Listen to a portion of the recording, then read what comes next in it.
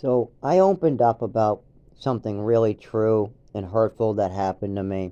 I've been spending years in therapy trying to discuss this. They're very traumatic memories. One of which where I'm in Westford, my mother's to the right, my father's to the left. I'm seriously being drugged. My breathing slows down. I can't walk. I can't see. I can't move. I'm going in and out of consciousness. My vision's messed up. And I crawl over to my father wanting help. My mother goes in the other room and makes a phone call to like 911 or something. And then right before I go unconscious, my mother says they don't know what they're talking about and then leaves me to pass away on these newspapers. I wake up with a neurological disorder from this. This is very stressful for me to talk about, and it's very true. I also went over another one where I explained my adoption. Now, I was unconscious completely for my adoption. I was also very sedated. It was I was barely awake when I was awake, and I was passed out on a wooden bench for part of it. I was only like 7 years old for that. This was shortly after the original incident. There was many more of these too, but I opened up about it in a video. I told the truth. It was hurtful for me to open up about this. It's very hard to tell my person I've been telling this to for a long time that's been denying it or not wanting to deal with it, or they're in denial. And I decided, I shouldn't keep the truth from anybody. I know I've spoke up before, but I have better words. I'm older now. I have better descriptions. I also watch videos about how to think clearly, how to explain clear thoughts, how to identify problems clearly. I have a lot of these videos. I'll explain one in a second. So I send a main recording of kind of my session of going through these traumatic memories that are really hard for me to process, and I have processed them already, but it's time to move forward, and I really got to get the truth out there. People have to understand what happened. They can't, go into denial just so they don't have to deal with it. That's not going to help anybody. So I just kind of slowly transitioned them for the last like 12 years. And before that, my mother was in the picture, and I would bring this up over and over, and she would just do her own thing that was pretty crazy. But anyways, I didn't go over my mother at all. I just went over the memories of in court and of when this happened. And I said it just kind of like I am now, calmly, very collectively. I described what was around me. And then I just sent it so they would know. That way they have the information. And then I sent a following video, a link to Marcus Aurelius, who there's a video that's based off one of his books, and it has to do with thinking clearly.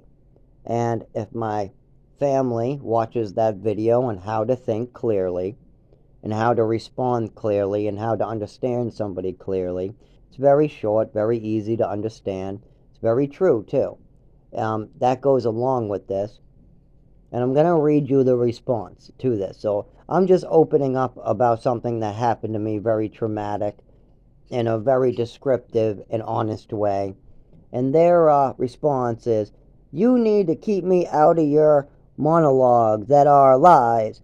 It is defamation of character. Please keep me," I'm not going to say the name because I don't want to use anybody's name, "out of this, out of your fantasies. Please, for the last time I ask you." Well, this is my life story. These are the Goober family. My father is H. Goober. These are the Goober family. In no way am I using any names. This could be any of my 5 fathers. I have half brothers, I have foster brothers, I have real brothers, and I haven't used any real names in this. So I'm not defaming them. I'm not doing anything to them. I'm telling my life story and writing a book of the truth of what happened to me. But see, they don't realize how hurtful and evil that is. I'm opening up. I'm opening up my soul, telling the truth about what happened to me, and they're sending hurtful messages. They've sent many other hurtful messages that basically, I'll paraphrase it. Go find a hole on your own to die in. Go deal with this on your own. That's basically their idea. We want to go get drunk someplace. We want to sit on a beach. We want to do our own thing. So just go find a hole to die in someplace. That's the paraphrase for their longer hurtful sentences. And that's why I don't use any of these names. I say dad or father or brother. And I also have like 20 brothers. I have multiple fathers. It could be my foster father. It could be my real biological father. It could be my adopted father. It could be my father figure. So I don't use any names. And this is the Goober family anyway, so I'm not defaming them. I'm just talking about a personal thing that happened to me and letting them know the information that's true, the real honest truth. But see, people don't always want the truth. Sometimes they want to live in their own fantasy world so they can protect themselves. That's what my family wants. They want to protect themselves so they don't feel bad or lose anything or have to take responsibility. So I wrote in response, man, you guys are mistaken and evil. I will not text you and I will not see you till the end of me. You've asked to be blocked. Block granted. And that's all I'll ever message them again. And then I will slowly pass away from what they did to me, what I think is wrong. And they probably will see me at my wake or right before my death, or they'll probably get phone calls from the hospital. I mean, they won't answer the phone calls. They've got phone calls about my seizures, falling down, finding me unconscious in mystery places. They must have got phone calls for at least, I don't know, 12 years about those. I've been sober for a while now, so probably not recently. I haven't had much problems. But I'm going to continue having a choice to make. I can either treat myself or let myself fall apart. I have made the decision for the last 4 years to let myself fall apart. I always go to treat myself so I can keep my job, keep money coming in, keep my apartment that I built so far. I mean, I pay almost everything here. All the beds we sleep on, the TVs, just about every necessity is paid for by me. But that comes with a cost. I have to continue either hurt myself, injure myself, and when I get seriously injured, I have to take time off of work, what I just can't do. So I have to make a decision. I made the decision to let myself fall apart now and not treat myself. I need to go to the doctor, the neurologist, the primary care, but they're not going to be able to do very much with my family still in denial. So there's very little. I'm kind of handcuffed, and I guess I just fall apart now. That's what's going to happen to me now. My health is going to continue going downhill, just like it's been doing for the last 25 years. It was way worse with all those drugs in me, though. I gotta say, at least I have a clear mind. At least I have no fog. I'm clear. I'm not depressed. I'm not suicidal. I just want to have my health. I just want to be treated for this 25-year-old condition. I just want the same medical care that anybody else is allowed to get. I'm not talking about any special surgery. I'm talking about basic medical care that every citizen has a right to, that I cannot get a right to because of this made up fantasy that somebody else made up about me. This is a fantasy, not my fantasy. The fact that I have a mental illness is a fantasy. Yeah, I have some mental problems like depression and suicidal thoughts from medication. Yes, I was born very hyper. Yes, after years of abuse, I have anxiety and PTSD. But as far as this nervous system issue, as far as the neurological shakes, as far as the numbness, as far as the fact I'm having trouble moving my body, as far as I have trouble speaking, as far as I have trouble explaining myself, that's all very real. That is very, very real. And the fact that people continue wanting to be hurtful about it, well, that's beyond me. I can only pray for their soul. I'll pray for them to be forgiven.